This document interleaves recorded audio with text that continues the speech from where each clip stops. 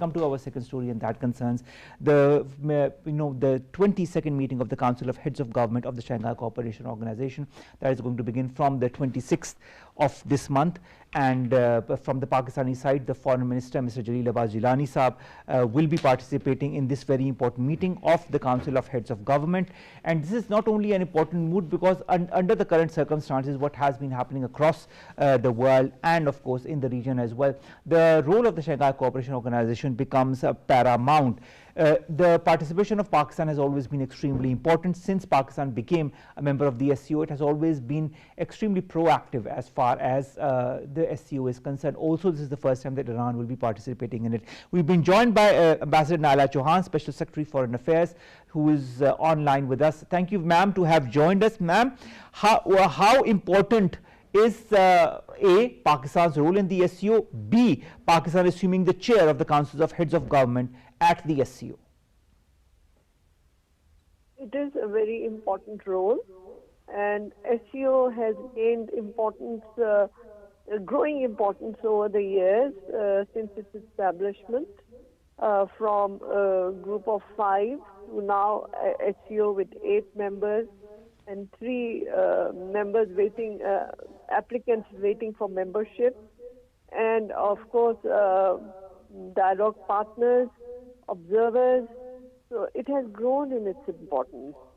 And to have Pakistan chair the Council of Head of Governments is absolutely important, not only for Pakistan but also for SCO. They have several agenda items to consider. It is economic, it's finance, it's counter-terrorism, it's security, it's counter-extremism, separatism, and all these items are important for all the members of this very important organization. How have the focus areas, Ambassador Naela Chohan, of the Council of Heads of State changed under the SCO over the years, and why are these areas, in your point of view, important for the member countries of the SCO, especially for a country like Pakistan that has been striving for peace, for stability in the region?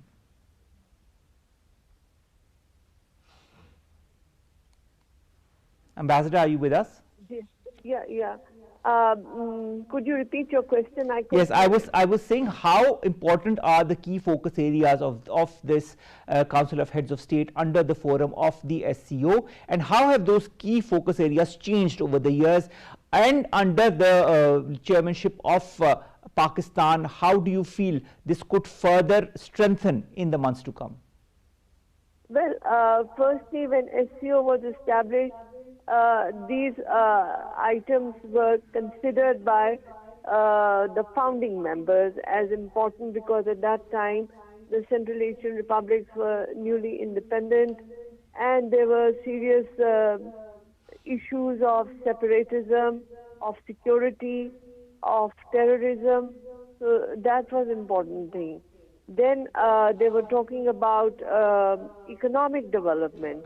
Now, as the organization grew and established itself, it became, it developed MOU with United Nations, with SCAP, which is, Organization for Asia Pacific, with ASEAN, and so many other international and regional organizations to further reinforce the issues that were of significance to these member countries.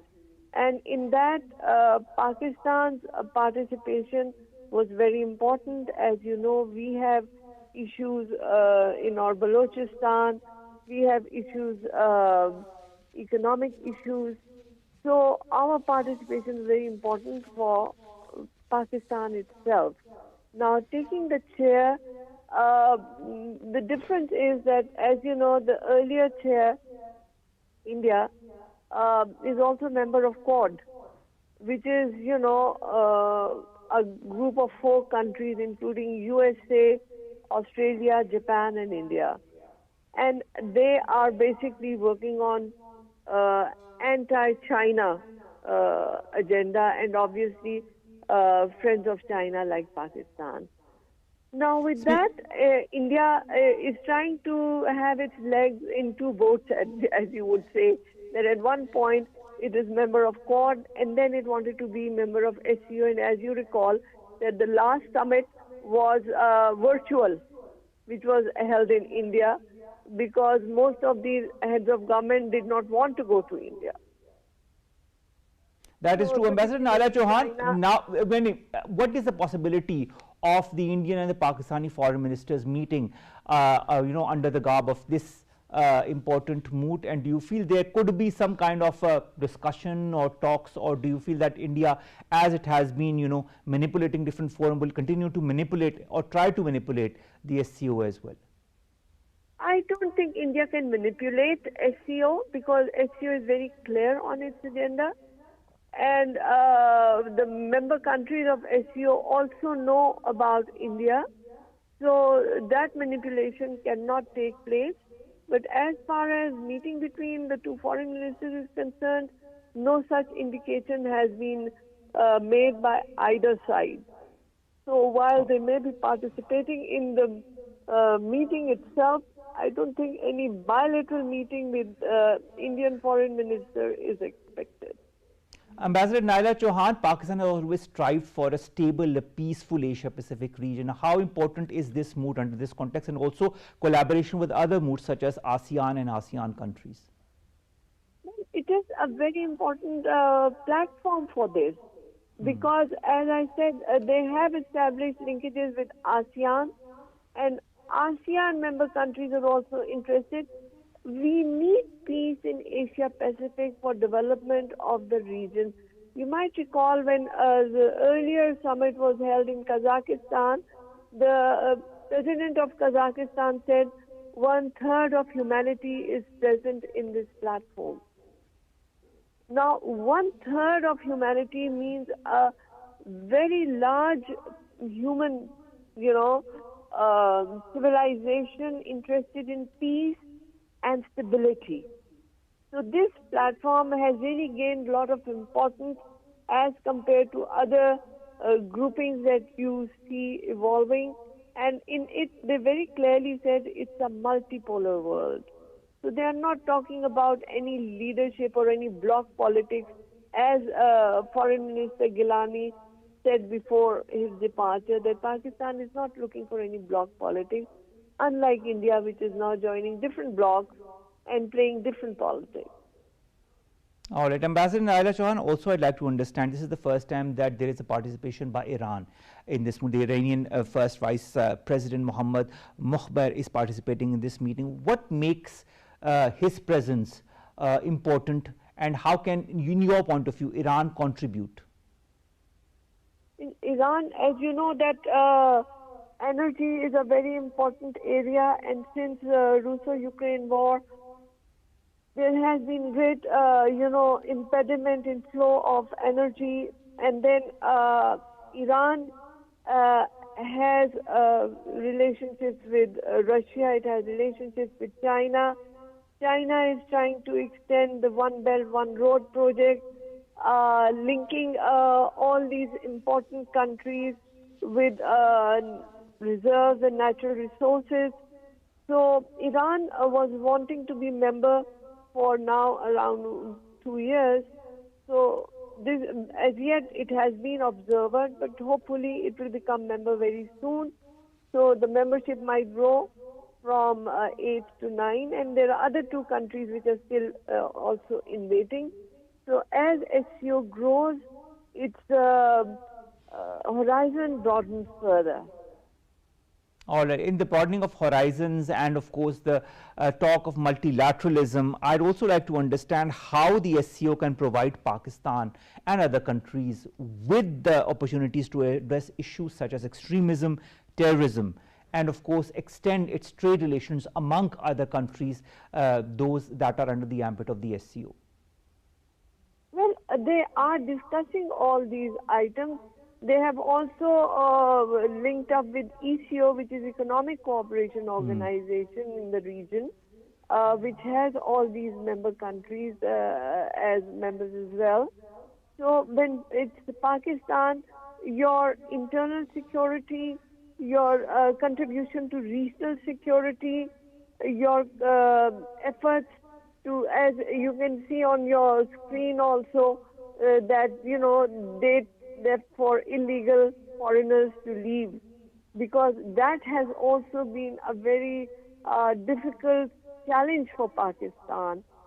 So all these developments will further enhance peace and security within and without, with Pakistan as head of the Council of Heads of Government.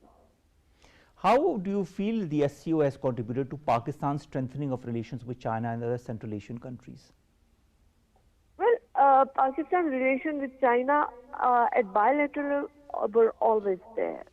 But as a regional grouping, they are now working together for common agendas, common goals, and focusing their energies on these issues which are of prime importance to all the member countries.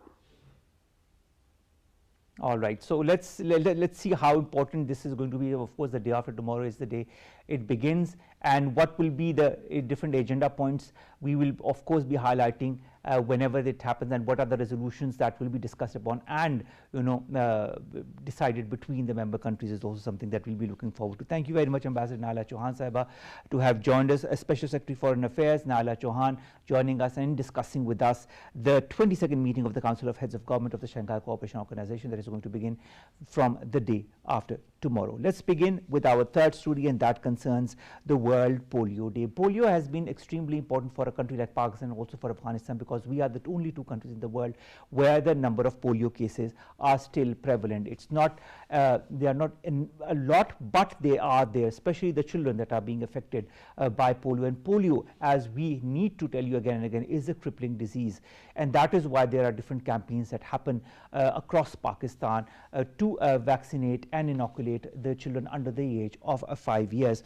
To talk more about this, we've been joined by Aisha Raza Farooq. She's a chairperson of the National Commission of the Rights of Children, has also been a former focal person on polio for the Prime Minister. Thank you very much, Aisha, to have joined us. Aisha, how does the World Polio Day, in your point of view, contribute to the global efforts to eradicate polio from countries such as Pakistan and Afghanistan? Thank you. The World Polio Day is celebrated globally to recognize and appreciate the huge progress and the gains that have been made in global polio eradication initiatives. There was a time back in 1988 when there were 350,000 polio cases being reported from 125 countries.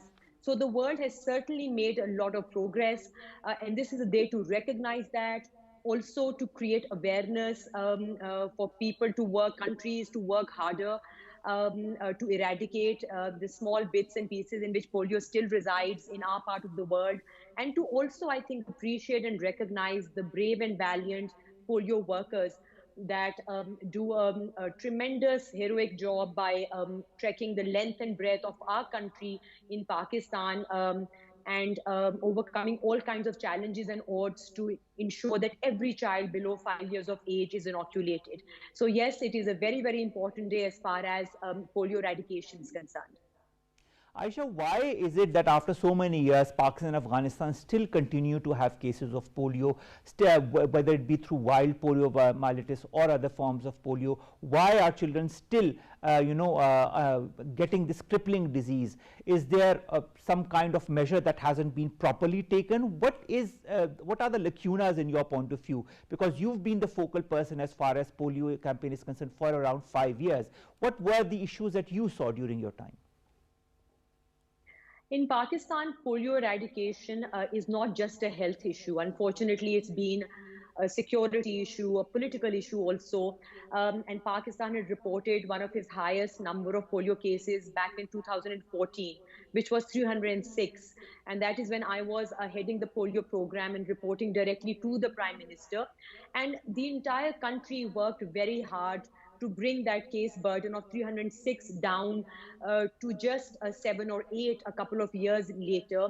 And we were, we were well set to interrupt transmission, and that's what all global partners were saying about Pakistan, looking at our genetic epidemiology of the disease, the surveillance that we used to do at the time.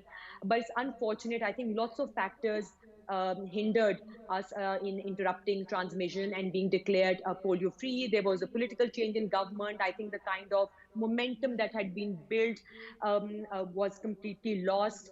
Then, COVID hit and, of course, took center stage as far as health initiatives in the country were concerned.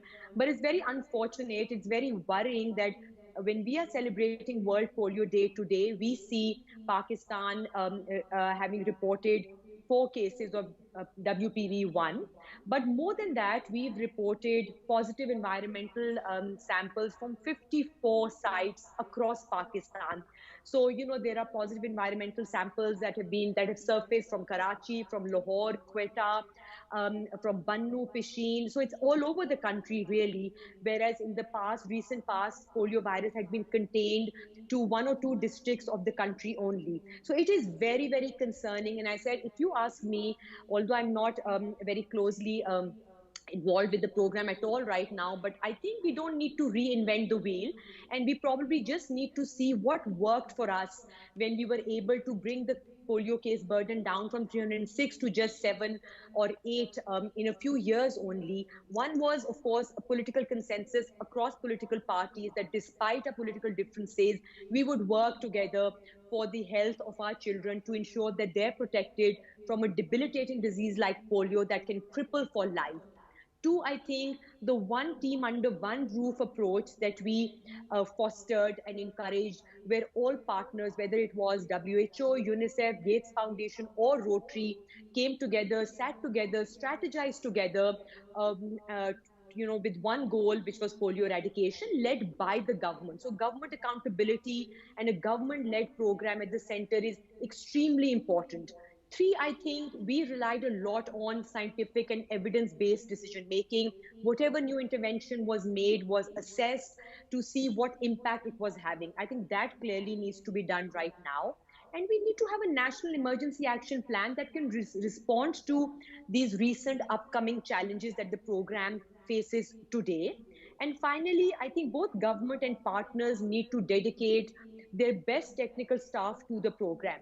I remember when I was leading the program, you had all our partners and the government staff the program with the best of the best. And that is what led to the kind of policy and evidence and scientific decision making that was carried out, the new interventions that were introduced. And I think I would advise the current team at the helm of affairs to look into the past and learn from what we've done best, not even learn from other countries, but see what we have done. It certainly was challenging then, but I do think as far as your security situation is concerned, law and order is concerned, it doesn't even come close to the challenges the program faced back in 2013, 14, and 15. There is, across political parties, there's consensus that's already built, it is in place, and you just need to, on the technical side, have the best people analyze the program and look at the interventions they're doing. If this making sense, you continue. Otherwise, you look at other ways to deal with issues that you're facing on the ground and build credibility, transparency, so that if there are any issues on the programmatic side, operational side of refusals or fake finger marking, etc., or community resistance, they can be handled more openly and more transparently. Aisha, I'd like to highlight what our caretaker Prime Minister Naela Chohan said at a ceremony today to commemorate the World Polio Day. He talked about 2-3 points, and I'd like to ask your point of view on that. He said efforts need to be accelerated to make Pakistan a polio-free country. Then he said that the polio program is robust and vigilant. Then he also talked about, he appreciated the polio workers, the frontline workers who've been doing a lot for these polio programs to be a success over the years. How would you categorize these 3 points, and what's your take on this?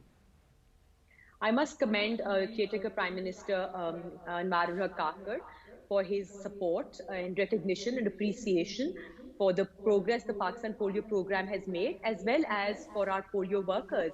I haven't seen anyone with kind of determination, commitment that Pakistan's brave, valiant polio workers, especially the female polio workers, have. They trek the length and breadth of our country, come rain, shine, they trek mountains, they wade through rivers, cold water, snow, to ensure they knock at every door in Pakistan to vaccinate our under 5 years old. Our polio workers have laid down their lives for this cause here. And I think if not for anyone else, for their sake, the polio program needs to, trek the last mile here and cross the finish line. As far as surveillance is concerned, Pakistan has one of the largest surveillance footprint for polio eradication in the world. I do think that we need to strengthen it. We need to have a more sensitive surveillance system that can ensure timely virus detection, so that the mistransmissions that you saw in the recent past does not occur in the future. That is the only way that you can, instead of firefighting, you can, very early see what is going wrong in the program. And surveillance through environmental samples is one way to do that. This is a virus that tells the truth. You cannot hide the virus. It will show up True. in the form of a paralyzed child here. And that is the kind of spirit and culture you need to develop across the program, down from the federal to the provincial, district to union council level, every road, to all polio workers and supervisors, that they need to be transparent, lay problems on the table, and solve them. And I think All if right. we're able to do that, build that kind of transparency, a strong surveillance system, keep our polio workers motivated, and ensure that we can tackle refusals and cover the missed children better in the future, there's no way that we cannot interrupt transmission and move forward positively in this regard. Thank you so very much, Aisha Raza Farooq, Chairperson of the National Commission of Rights of Children, former focal person for the polio program, to the Prime Minister, to have joined us, to have talked to us, because you have experience, you have the dedication and passion that I can still see, and we hope to see more of you and more of that zeal in other colleagues of yours as well, as far as complete eradication of polio from Pakistan is concerned. Thank you very much, Aisha, to have joined us. You heard what Aisha Raza Farooq had to say, and of course polio is something that needs to be eradicated from Pakistan, and the government is doing its utmost in that regard. Let's come to our last two stories very quickly. Today is also the 76th anniversary, ladies and gentlemen, of the founding day of Azad Jammu and Kashmir. The state was established this very day in 1947. The day has been celebrated with traditional zeal, traditional zest and fervor all across the liberated territory of Azad Jammu and Kashmir, with the renewed commitment and to continue the struggle till the freedom of the illegally occupied Jammu and Kashmir region as per the United Nations Security Council resolutions. Let's hope for that day and that it comes sooner than later. Last story concerns Pakistan conducting the training launch of the Ghori weapons system. Pakistan today also successfully conducted the training launch of Ghori weapons system that is aimed at testing the operational and technical readiness of the Army Strategic Forces Command. The launch was witnessed by Commander, Army Strategic Force Command, senior officers from the Strategic Forces, scientists and engineers of strategic organization. Commander ASFC appreciated the standard of training and operational preparedness of the Army Strategic Force, which he said reflected by proficient handling of weapon system in the field and achievement of operational and technical objectives. Pakistan can be proud of its defense system, its defense capabilities, and this is just another feather in our cap. With that, ladies and gentlemen, we come to an end of today's news. We'll see you inshallah tomorrow with new story segments that pertain to us, you and Pakistan. Till then, Allah Hafiz.